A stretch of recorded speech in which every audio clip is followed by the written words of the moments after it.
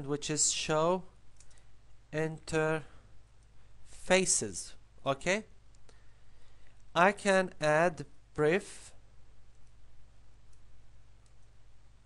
okay, or I can do it without briefly showing the interfaces. This is the first interface. This is the fast Ethernet interface. Let me point for you the place of the fast Ethernet interface. We have two fast Ethernet interfaces, 0, 1 and 0, 0. They are mentioned over here. Okay, so go ahead using more, using the space. Okay, now this is the second fast Ethernet port. Okay, and it indicates that it's down because we haven't configured them yet. Okay, so we'll go ahead and see the next interfaces. Now the second interface, it's serial 0, 0, 0. Okay, and we've seen the last time what this 0 indicates. 0 indicates the place, the slot of the interface, and the 1 indicates the number of the ports on that interface. Okay, so let's see what would be the second interface. The second interface must be 0, 0, 1.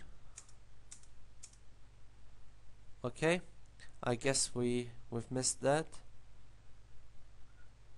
Okay, this is the second interface. Okay, I can add more serial interfaces. Now you'll ask me, how do I configure that interface? First of all, I would like you to note the following. I'm going to configure this serial interface with an IP address and gonna enable it. So this interface is going to go from the mode of administratively down into an active mode, which is an up mode.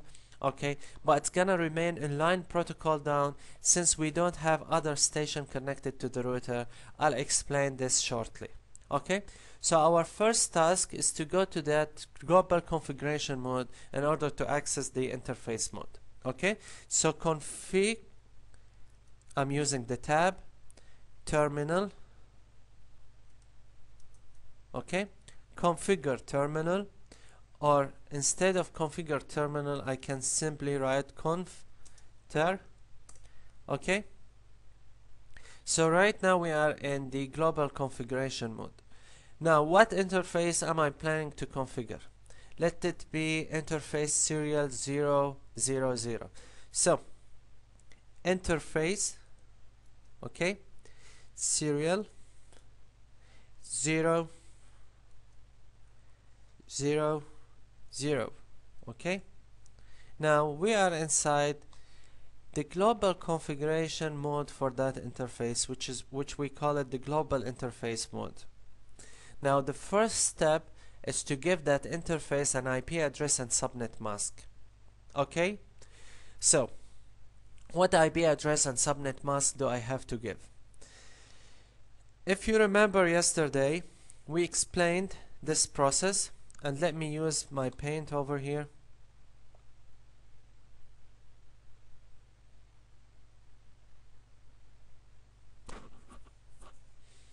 Okay, let's say over here that I have, okay, let's see, I have router 1 and router 2. Okay, and over here not gonna work. Let's use this one. Okay, and this is a one connection, okay, between both routers. Now it's very important always to remember to configure an IP address which is similar, and subnet mask which is similar to the IP address and the subnet mask of the other point. They have to belong to the same family. They have to belong to the same subnet mask.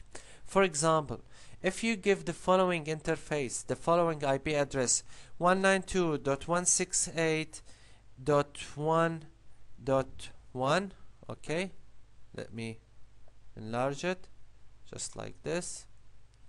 Okay, let's maximize it. Okay, I can't give this point the following 192.168.2.1, okay, because it's from a different subnet mask. It belongs to different family of addresses. Okay, so what is this? Dot 192.168.1.2.1. okay, how do I fix this? Simply by changing the following octet to the number 1, and of course by specifying to what subnet mask this one belongs. For example, this one will be 24 and this one should be 24 too. Okay, now what will happen if I put instead of this one, instead of this subnet mask, 26? It's not gonna work. Even if they are by the way, we've made a mistake over here. Instead of 1 we have to put 2, so over here should be 2. Okay, so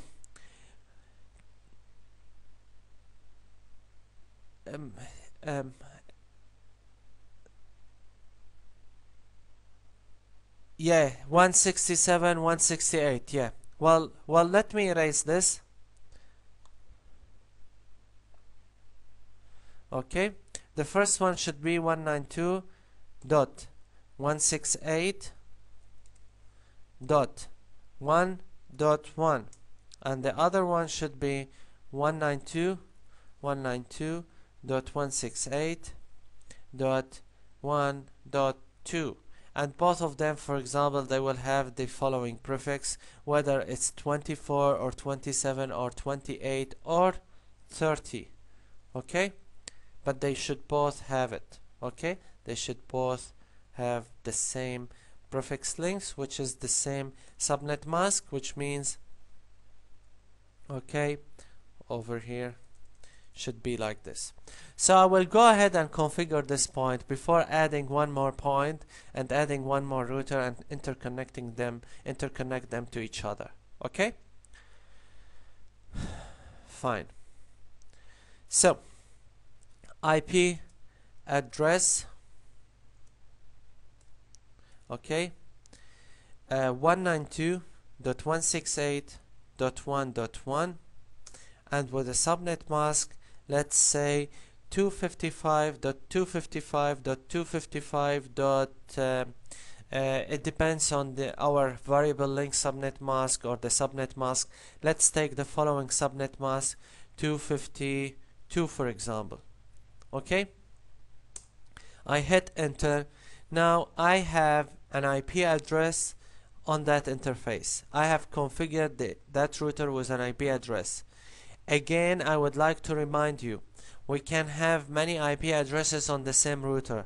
When we configure a router with an IP address, that IP address goes to one of the interfaces.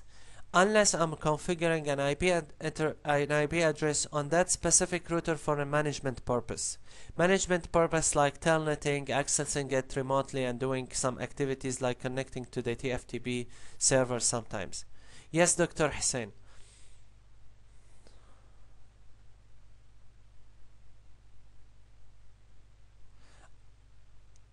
Okay. Okay.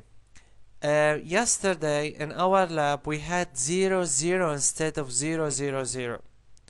The first two zeros, okay, the first two zeros, they are indicators of the place where that card that has the one connection is placed on. This thing is gonna be explained in details later on, okay? But they indicate where do you have your slot, okay? For example, if I place my one, if I place it from over here, remove it and place it over here, this number would be 1, 0, 0. Now the last 0 indicates the interface on that one. Do you see this one? Do you see this interface? Let me annotate it. This interface is interface number 1 and this interface is interface number 2. If we will configure the second one, we would use over here 001. But if we choose to use this slot instead of this slot, enable okay, end or exit,